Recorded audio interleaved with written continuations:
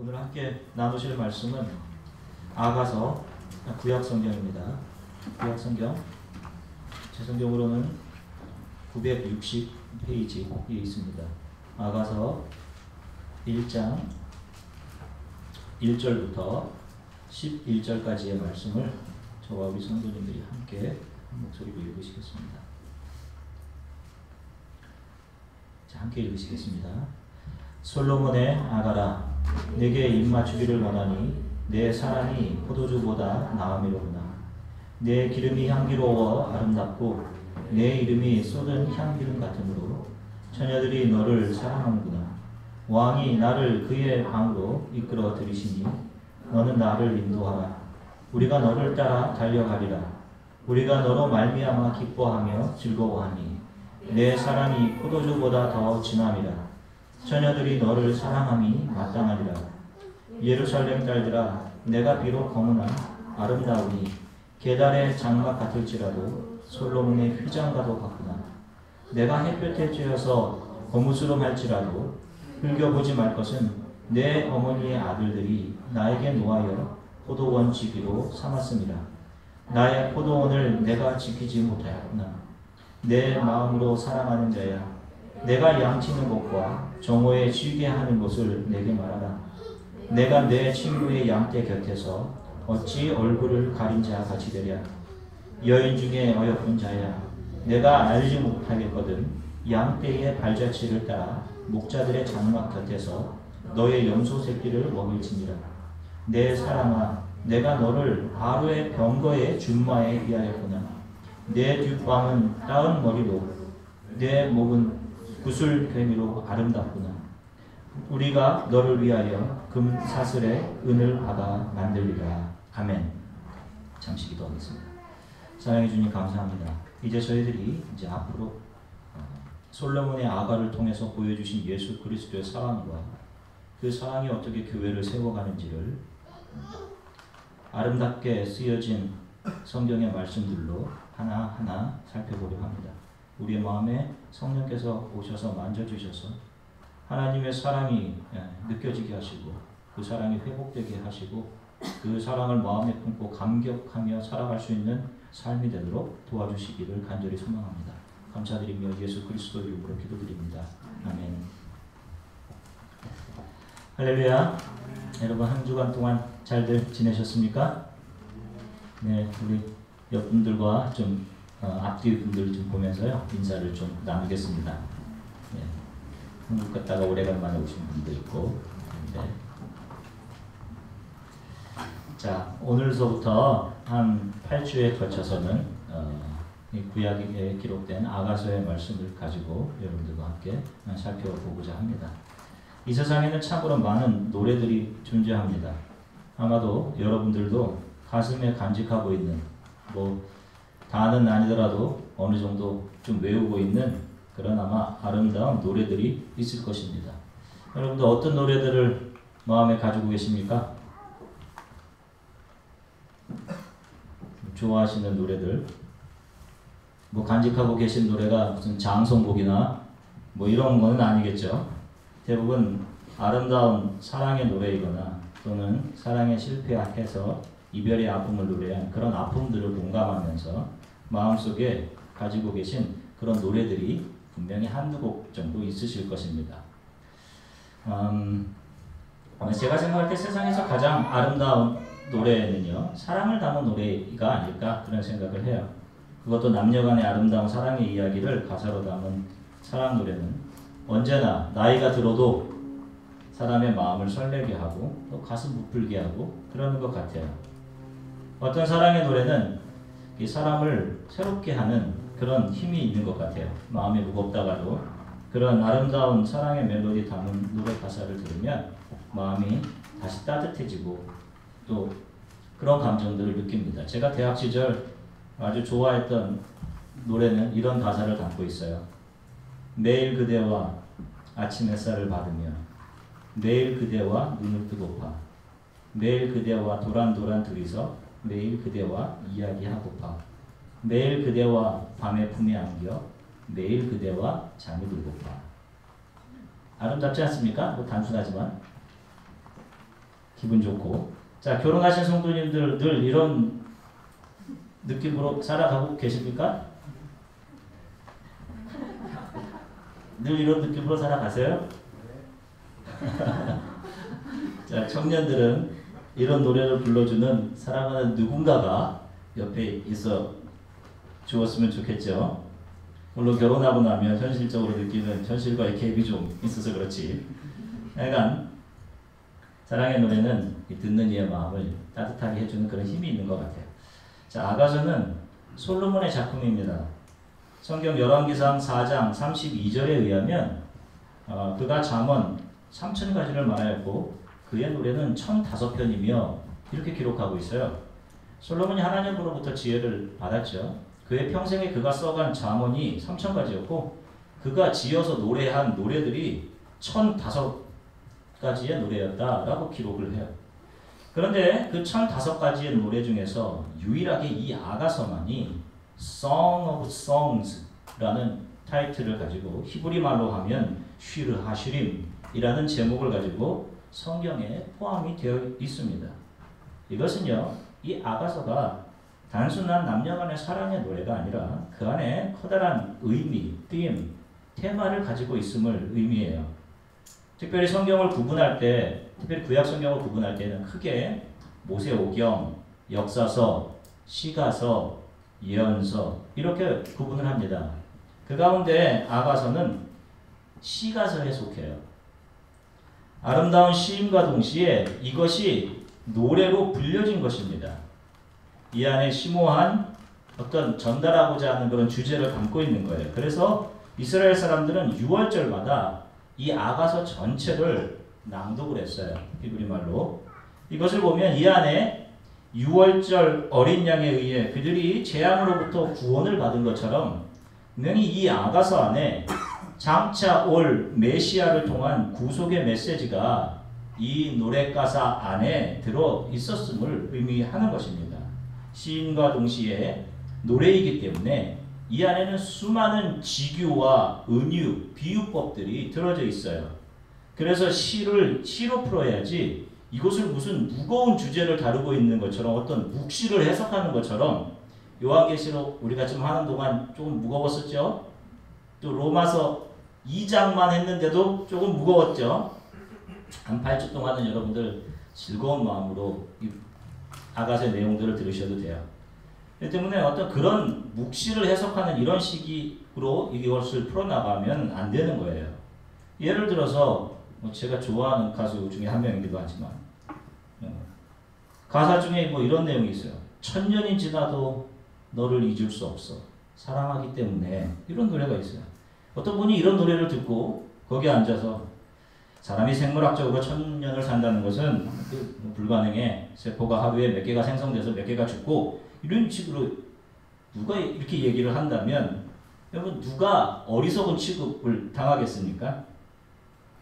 그 1000년이 물리적인 1000년을 이야기하는 것이 아니죠. 어떤 크로놀로지컬한 그런 개념 아니에요. 아가서에서는 어디에서도 하나님이라는 단어를 찾을 수가 없어요. 이게 숨어 있습니다. 우리가 찾아내야 되는 거예요. 그리고 때에 따라서 얼굴이 뜨거워질 정도로 대담한 여인의 신체에 대한 묘사도 나와요. 그래서 아가서에 대한 설교를 듣기도 어려울 뿐만 아니라 혹시 구약을 이제 전교인이 함께 통독할 그런 시간이 되어서 아가서를 읽게 되면 자 애들은 잠깐 나가라. 이런 상황이 됐단 말이에요. 이런 상황이. 아가서는 솔로몬 왕과 술람미 여인의 사랑의 이야기를 다뤄요. 아시다시피 솔로몬은 하나님의 성전인 하나님이 거하시는 하나님의 집, 하나님의 성전을 지은 왕입니다. 그래서 이 솔로몬 왕은 아가서에서 예수 그리스도를 앞으로 오게 될 메시아를 상징하는 인물로 표현돼요. 그리고 술람미 여인은 그 분 안에서 쉼을 얻게 되는 교회와 성도를 상징합니다. 예수 그리스도가 그분의 사랑으로 어떻게 우리 한 사람 한 사람의 생각과 마음을 그분의 사랑으로 변화시키셔서 하나님의 교회를 이루고 완성해 가시는지를 보여주고 있는 것이 바로 아가서의 내용이에요. 이 세상에 던져져서 수고로움과 무거운 짐으로 쓰러지고 어디로 가야 할지 집을 잃어버리고 방황하고 절망하는 사람들을 우리들을 잠잠히 사랑하시고 그분의 사랑을 알게 하시며 온전한 하나님의 자녀로 삼아서 우리를 조금씩 변화시켜 가시면서 그분의 영원하고 아름다운 처소로 우리를 이끌어 가시는 하나님의 우리를 향한 조건 없는 사랑의 이야기를 아가서가 아름다운 노래로 펼쳐내고 있는 것이에요. 그래서 아가서는 이 오고 오는 지나간 역사 가운데 가장 아름다운 사랑의 이야기, 사랑의 노래로 불려질 수 있는 것입니다. 세상을 살아가는 사람들에게는 각자의 미의 기준들이 있을 거예요. 어떤 남자분들은 좀 코가 오똑하고 키도 좀 크고 새하얀 피부를 가진 여성들, 생머리, 이런 이상형들이 있을 것입니다. 여자들도 마찬가지죠. 남자 못지않게 여자분들도 좀 까다로운 분들은 까다롭더라고요. 지적으로 생기고 적당한 근육에 키가 크고 능력도 있어야 되고 이래요. 여러분, 이처럼 세상적인 사람들의 미의 기준들은 대부분이 외적인 것들입니다. 얼굴, 직업, 능력 이 정도의 카테고리를 벗어나지 않아요. 그러다 보니 사람들이 신경을 쓰는 곳이 다 외적인 곳이죠. 거울을 한번 보고 밖에 나가려는데 한 1시간 이상씩 시간이 들어가고, 가끔씩 느끼는 거지만 한국의 유명 여자 배우들을 이야기하면 어서 많이 본 것 같은데, 이 사람은 어서 많이 본 것 같은데 누구 아니니? 그러면 아니고, 여배우, 아나운서들 보면 얼굴이 다 비슷합니다. 누가 누군지를 잘 모를 정도예요. 비슷한 쌍꺼풀에 눈은 비슷하게 튀어지고 앞뒤로, 이게 다 똑같이 고쳐서 그렇죠. 우리 교회에도 보면 제가 참 좋은 건 쌍꺼풀이 없으신 분들이 많아요. 저도 쌍꺼풀이 없고, 그런데 언젠가는 저처럼 쌍꺼풀이 없고 눈이 좀 찢어진 스타일이 대세인 그런 시대가 올 거라고 생각합니다. 그냥 그대로 손대지 마시고 끝까지 남아 있으십시오. 우리는 점점 희귀해지고 있으니까. 세상 사람들의 미의 기준은 그렇다 치고, 여러분, 크리스찬들이 서로를 아름답게 보는 그런 기준도 변해갑니다. 이제는 그냥 신앙만 좋다고 좋은 크리스찬으로 보질 않아요. 친절하고 기타 좀 치고 하는 전형적인 교회 오빠 스타일만으로는 안 되는 것 같아요. 외모도 좀 있어야 되고, 부모님의 재력도 좀 있어야 되고, 본인도 세상적으로 좀 이름 있는 학교 꼭 다녀야 되고, 그래야지 좀 복도 받았고 성공한 크리스천으로 인정해 준단 말입니다. 이렇게 변해가요. 겉으로 드러나는 스펙들이 그리 좋지 못하면 신앙이 아무리 뛰어나도 별 볼 일이 없어요. 이것이 물질주의와 인본주의가 들어와서 주인으로 자리 잡은 바리새적인 교회의 모습이에요. 여러분, 교회는 절대로 세상에서 무엇을 하고 있는가를 가지고 평가되어서는 안 되는 곳입니다. 이런 교회가 살았다고 하지만 죽었다라고 하는 예수님의 평가를 받게 되는 그런 교회의 모습인 것이에요. 그러나 우리를 보시는 하나님은 절대로 사람의 외모를 취하지 않으십니다. 하나님은 그분은 우리의 중심을 보세요.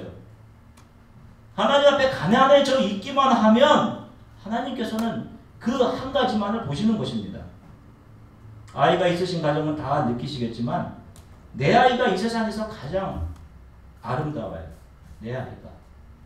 오늘 아침에 설교 준비하면서 어떻게 애나 마리아의 그 비디오 클립을 잠깐 보게 되었어요. 두 팔과 한 다리는 짧아지고 두 팔은 없이 태어난 그 가스펠 가수. 수영하면서 장애인 수영 그 패럴올림픽에서 금메달 매겼다.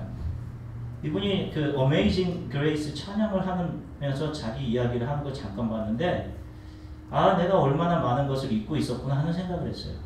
이 어머니가 어려서부터 그런 생각으로 이 애나 마리아를 기른 겁니다. 너는 하나님이 나에게 주신 가장 아름다운 선물이다. 그렇게 길렀어요. 그런 분들이 몸이 멀쩡한 사람들 앞에 나와서 그렇게 얘기하더라고요. 저는 하나님의 가장 은혜를 받은 사람입니다. 이렇게 이야기를 해요. 다 다 저 멀쩡한 사람들 앞에서. 오늘 사실 설교를 준비하면서 많은 것을 잊고 있었구나 하는 아침에 그런 생각을 좀 잠깐 했었습니다. 자, 어떤 사람이 하나님 앞에서 아름다운 사람입니까? 여러분, 내가 부족한 죄인임을 고백하고 아버지께로 돌아가는 자들이에요. 아빠, 아버지, 이런 사람들입니다. 하나님 앞에 내가 세상적으로 어떤 사람이고 내 외모가 어떻고 이런 나의 겉으로 드러나는 것들을 주장하며 내가 좀 선하고 내가 좀 이런 사람인데 라고 하는 사람들은 절대로 결코 하나님의 인정받는 아름다운 신부가 될 수 없어요. 나를 가장 낮출 때 하나님은 우리를 향해 아름답다라고 하시는 것입니다. 이것은 철저하게 로마서 2장 11절의 선언대로 이는 하나님께서 외모로 사람을 취하지 아니하심이라 이렇게 하나님의 본성을 정확하게 드러내 보여주고 계신 것입니다. 아가서가 노래하고 있는 것은 하나님 앞에 가장 아름다운 미인은 얼굴이 희고 허리가 날씬하고 좋은 학벌을 가진 이방의 공주가 아니라 비록 얼굴은 일을 많이 해서 햇빛에 타서 좀 검직틱하고 지금 현재 자기에게 주어지는 일들이 다른 일들과 비해서 조금 형편없고 보잘것없어 보임에도 불구하고 자신의 일에 성실하면서 겸손하게 하나님을 경외하는 마음으로 매일매일을 살아가는 술람미 여인이 바로 하나님 앞에 아름다운 여인이다. 이 이야기를 하고 있는 거예요. 이제 한 절씩 살펴보겠습니다. 자, 당시의 상황으로 볼 때 좀 충격적인 것은 여자의 고백으로 먼저 시작하는 점이에요. 2절을 보시면 술람미 여인이 이렇게 사랑을 고백합니다. 앞에 당신이 라는 말을 넣고 생략되어 있다고 생각하시고 내게 입맞추기를 원하니 내 사랑이 포도주보다 나음이로구나. 자, 이것은 술람미 여인의 고백인데요. 이 고백을 들어보면 무슨 이유인지는 모르지만 지금 왕인 솔로몬이 자신에게 입을 맞추고 떠나갔어요. 입 맞추고 사랑을 고백하고 떠나갔습니다. 그런데 술람미 여인이 이것을 기억하고 다시금 솔로몬이 자신에게 돌아와서 입 맞춰 주기를 원한다. 이 이야기를 하고 있습니다. 자, 여기서 술람미 여인을 반하게 한 솔로몬의 입은 단순히 육체적인 이 입술만을 이야기하는 것이 아니에요. 솔로몬 왕의 입은 늘 지혜의 말을 내었던 그런 입이었습니다. 그리고 억울하고 가난한 자들을 위로하고 정확한 하나님의 잣대로 그들을 공평하게 해 주었던 그런 마르지 않는 샘 같은 입이었어요. 여인은 바로 그 지혜롭고 수많은 사람들을 위로했던 솔로몬의 입을 은유적으로 표현해서 바로 그 입술에 입맞추기를 원합니다. 라는 이야기를 하는 겁니다. 마찬가지로 하나님께서는 우리 크리스찬들의 아름다운 입을 기뻐하십니다. 저는 크리스찬과 크리스찬이 아닌 사람이 구분되는 한 가지가 바로 입입니다. 그 사람의 입을 통해서 나오는 것이 무엇인가 바로 이것을 통해 그 사람이 크리스찬인가 넌 크리스찬인가를 알 수 있어요. 세상 사람들의 입에서는 악취가 납니다. 별로 좋지 않은 냄새가 나요. 특히 술을 많이 마시거나 담배를 피우는 사람들의 입에서는 본인은 모르지만 정말로 안 좋은 냄새가 납니다. 우리가 신앙적으로 입술의 열매라고 하는 것은 그 사람의 내면의 인식을 통해서 나오는 자기 자신에 대한 인식, 여기서 나오는 겸손의 성품, 다른 사람을 살리고 다른 사람에게 긍휼을 전달하는 말을 의미합니다.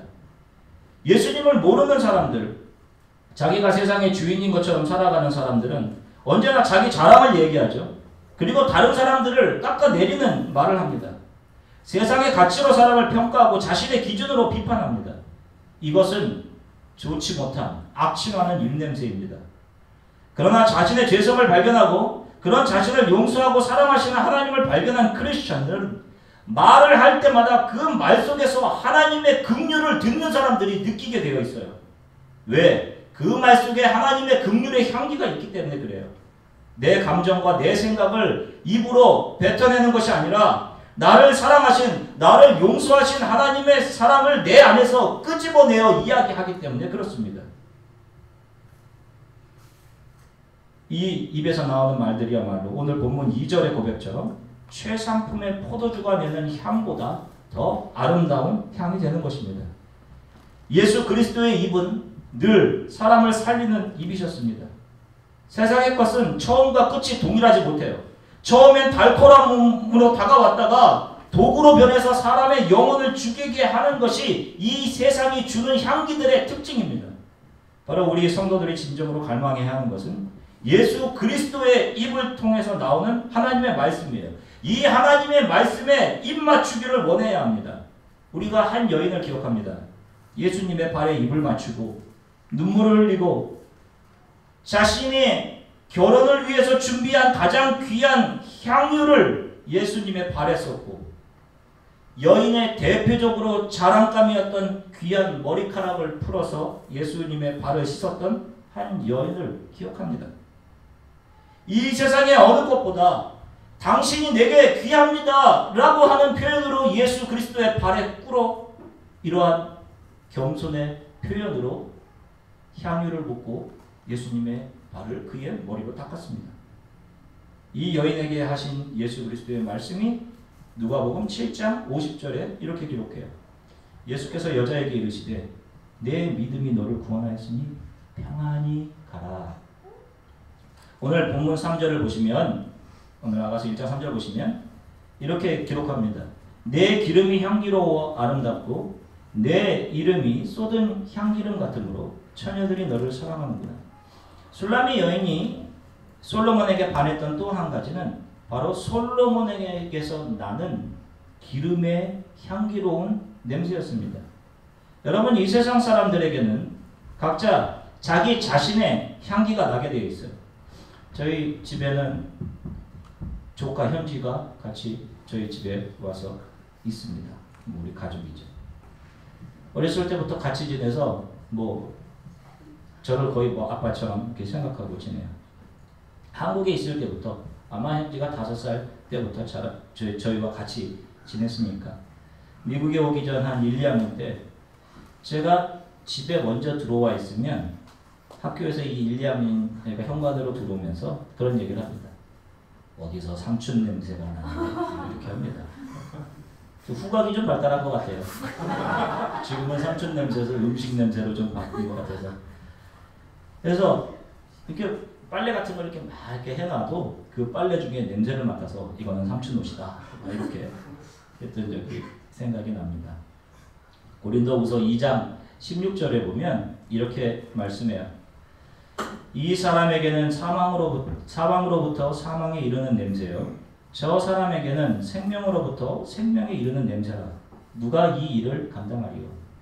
여러분 세상에 속한 사람들에게 나는 냄새가 있다라고 성경은 얘기합니다. 이것이 어떤 냄새냐면 사망의 냄새입니다. 죽음의 냄새. 사람이 어쩔 수 없이 늙어가면서 나게 되는 냄새일 수도 있지만 성경은 이것을 사망의 냄새라고 해요. 그런데 문제는 사람들이 이것을 가릴 수 있다고 착각하는 데 문제가 있어요. 좋은 향수를 좀 뿌리면 그 냄새가 없어질 것이라 생각하고 또 좋은 옷을 입으면 그 죽음의 향기가 옷 밖으로 좀 나가지 않겠지라고 생각하며 살아갑니다. 저도 수술을 하고 나서 한 5개월 동안 이 콜로스토미 백이라고 하는 인공 항문을 달고 사는 적이 있었어요. 그때의 습관이 이것이 항상 여기에서 나는 냄새가 있기 때문에 그때 몸에 향수를 막 뿌려댔던 그때 그 습관이 아직까지도 남아있어요. 지금도 몸에서 냄새가 나는 것 같은 막 그런 생각을 하니까요. 그러나 여러분 아무리 비싼 향수로 우리 몸에 뿌리고 최고급 옷을 입고 세상의 지위로 나의 것을 둘러도 내 내면으로부터 오는 나의 육체가 나의 영혼이 죽어가는 냄새, 이 사망의 냄새를 절대로 가릴 수가 없습니다. 그러나 성경은 크리스찬들에게는 이와 반해서 영적인 냄새가 있다라고 이야기를 합니다.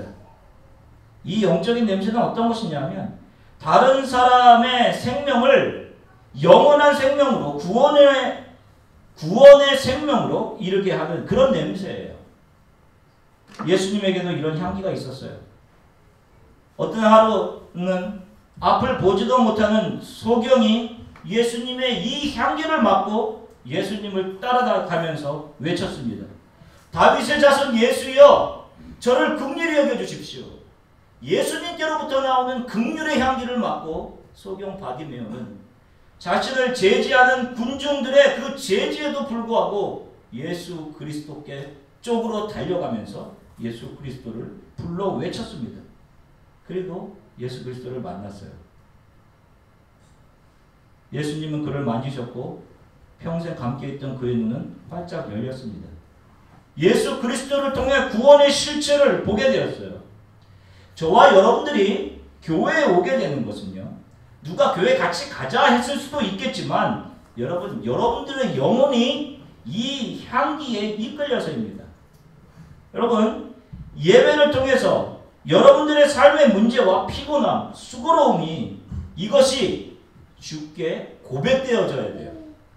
그 향기에 이끌려서 예수님 앞에 불려나온 소경 바디메오가 예수님께서 이런 말씀하시잖아요. 내가 내게 무엇하여 주기를 원하느냐. 아니, 소경이 무엇을 원하겠습니까? 뻔하죠. 이런 말 하지 않아요. 내가 내게 무엇하여 주기를 원하느냐. 바디메오가 이야기합니다. 주님, 제가 보기 원합니다. 이렇게 고백한 것처럼 저와 여러분들이 오늘의 삶에서 여러분들을 옥죄던 문제들이 예배 가운데 주께 고백되어져야 돼요. 그러면 그 문제는 여러분들의 것이 아니라 치료자의 손으로 넘어갑니다.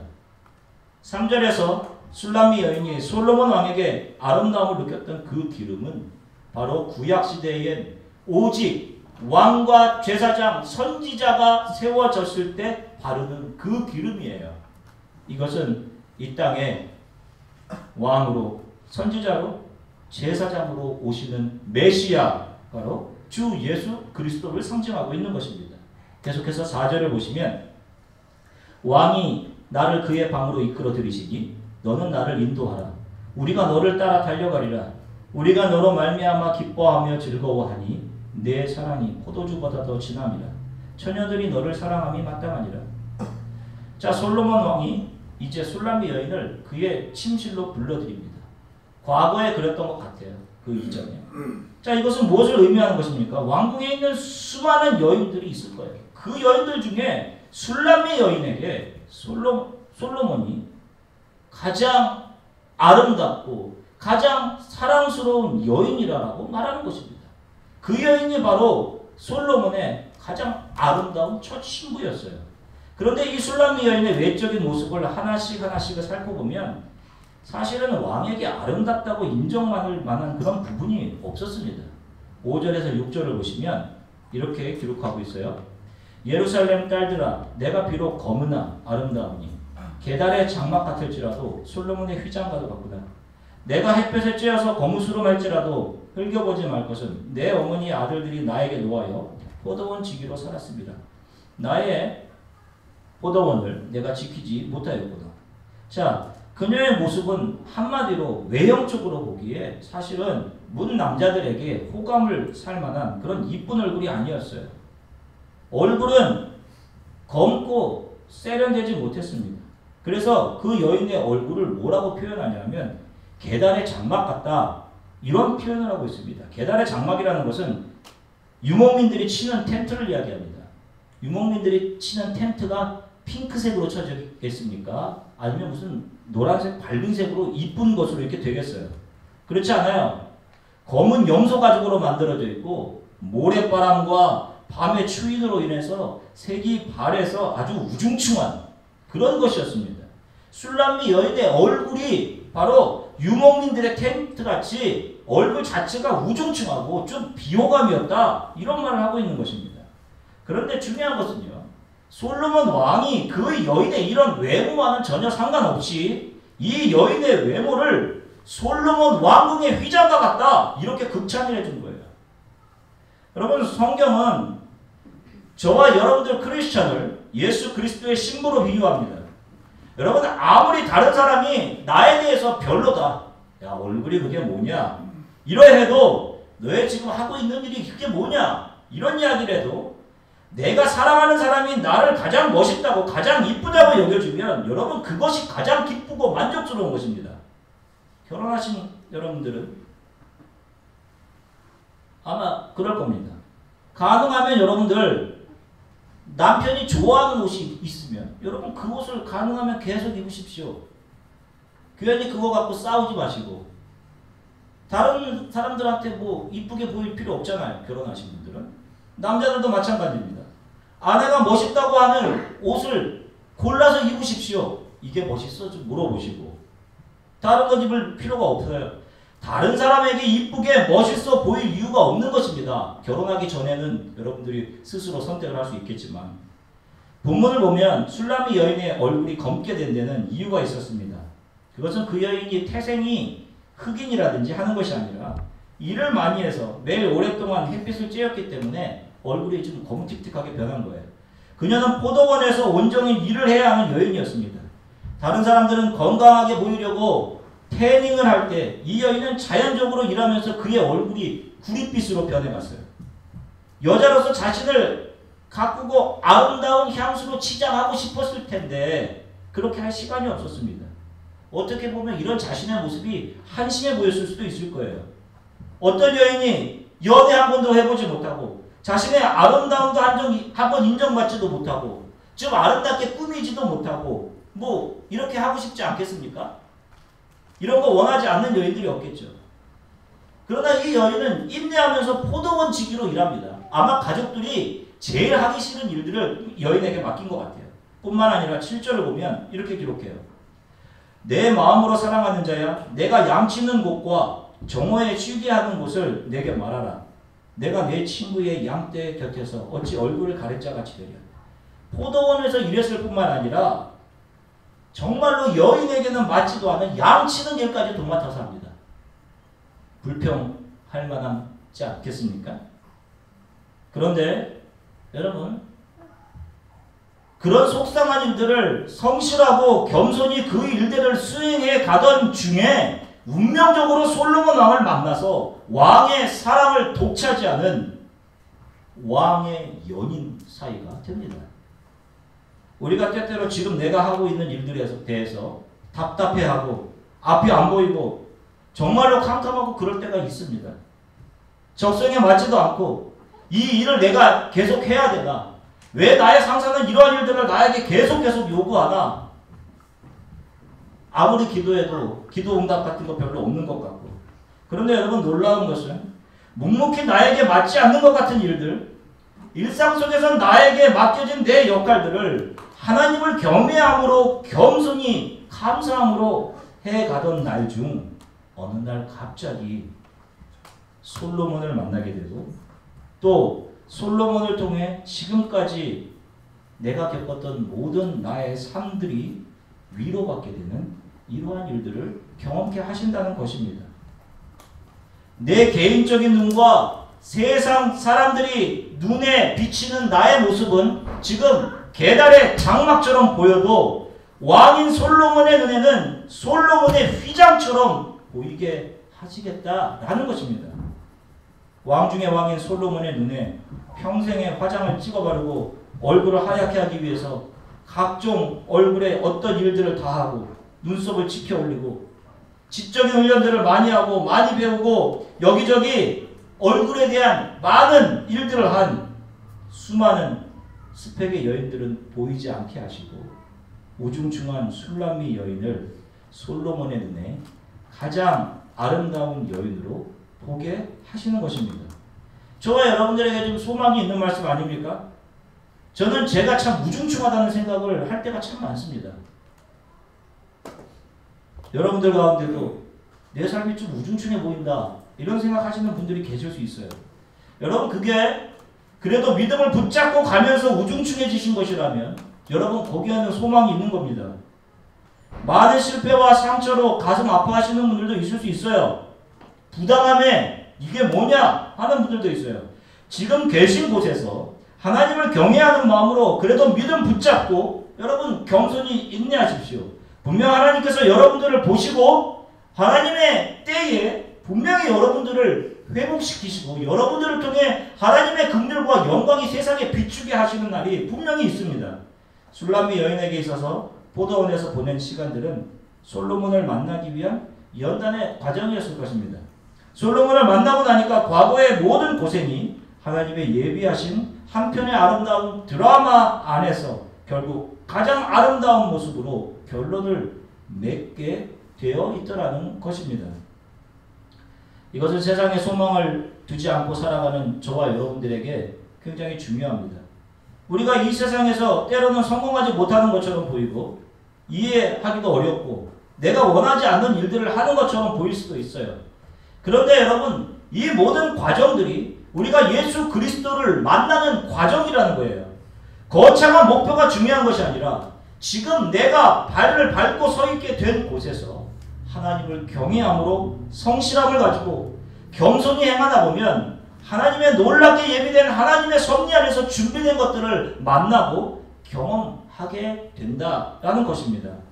여기에 보면 어떻게 솔로몬을 만나는지 그 방법에 대한 이야기를 하고 있는데 8절을 보시면 이렇게 기록합니다. 여인 중에 어여쁜 자야 내가 알지 못하겠거든 양떼의 발자취를 따라 목자들의 장막 곁에서 너의 염소 새끼를 먹일지니라. 자, 술람미 여인이 솔로몬을 찾아가는 방법은 먼 곳에 있는 게 아니었어요. 자기가 무엇을 해야 될 필요가 있는 것이 아니었습니다.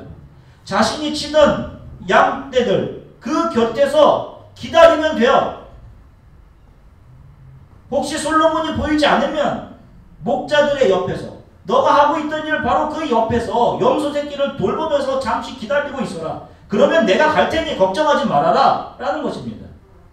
지금 내가 하고 있는 일들에 대한 감사가 회복되고 내 안에서 겸손히 내 일들을 해가다 보면 왕이신 그분이 나를 만나러 오시는 것입니다. 이제 오늘 본문의 마지막 절 솔로몬의 술람미 여인에 대한 사랑 고백이 있습니다. 9절부터 11절 보시면 내 사랑아 내가 너를 바로의 병거의 준마에 비하였구나. 내 뒷밤은 따은 머리털로 내 목은 구슬개미로 아름답구나. 우리가 너를 위하여 금사슬에 은을 박아 만들리라. 자, 오늘 솔로몬 왕은 술람미 여인을 어떻게 평가하냐면 바로의 병거의 준마라고 표현합니다. 이건요 말 중에서 최고로 아름다운 말을 의미하는 것입니다. 아무리 자신을 치장하고 꾸미고 자신의 계획대로 자신을 만들며 달려온 사람이라 할지라도 그런 여인들이라 할지라도 술람미 여인 앞에서는 다 조랑말이거나 노새에 지나지 않는다 이런 말이에요. 지금 하나님이 저와 여러분들을 보시는 눈이 이렇습니다. 세상 사람들의 눈에는요 안쓰러워 보일 수도 있어요. 저 미련해 보일 수도 있습니다. 못나 보일 수도 있어요. 그러나 하나님의 눈에는 저와 여러분들이 최고의 아름다운 존재입니다.